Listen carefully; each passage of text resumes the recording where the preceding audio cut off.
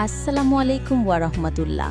প্রিয় দর্শক, আজ আমরা শুনব এক অনন্য ইসলামিক গল্প, যে গল্পের মাধ্যমে আপনি বুঝতে পারবেন একটি অনুতপ্ত অশ্রু কত বড় পরিবর্তন আনতে পারে একজন মানুষের জীবনে।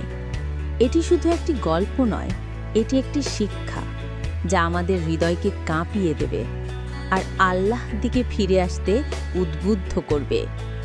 একদিনের কথা, বাগদাদের এক অন্ধকার রাত্রিতে এক যুবক ছুরি হাতে বেরিয়ে পড়েছিল শহরের পথে। তার নাম ছিল আমির বিন সাইদ। সে ছিল ডাকাত, খুনি আর মানুষের ভয়।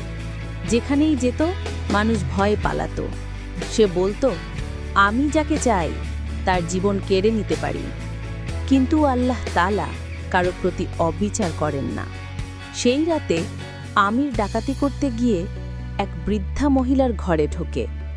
বৃদ্ধা মহিলা তখন তাহাজ্জুদের নামাজে দাঁড়িয়ে কাঁদছেন, চোখের জল ঝরছে, ঠোঁটে দোয়া।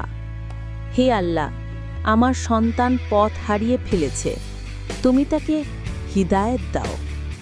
আমির কিছুক্ষণ থমকে গেল। সে বলল, বৃদ্ধা, তুমি কি জানো আমি কে? বৃদ্ধা বললেন, তুমি মানুষ আমারই মতো।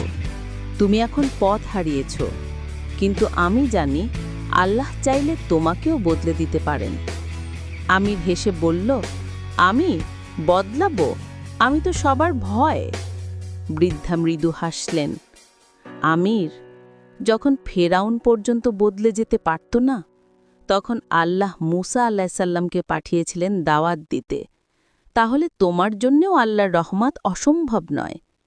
এই কথা শুনে আমিরের বুক কেঁপে উঠল, তার চোখে অশ্রু এলো। প্রথমবারের মতো সে নিজের পাপের বোঝা টের পেল। সেই রাতেই সে কেঁদে ফেলল, হে আল্লাহ, আমি আপনার কাছে ফিরে আসতে চাই, আমাকে মাফ করে দিন। আমিরের সেই এক ফোঁটা অশ্রু বদলে দিল তার পুরো জীবন। সে আর ডাকাতি করেনি, বরং মানুষকে তাওবার পথে ডেকেছে।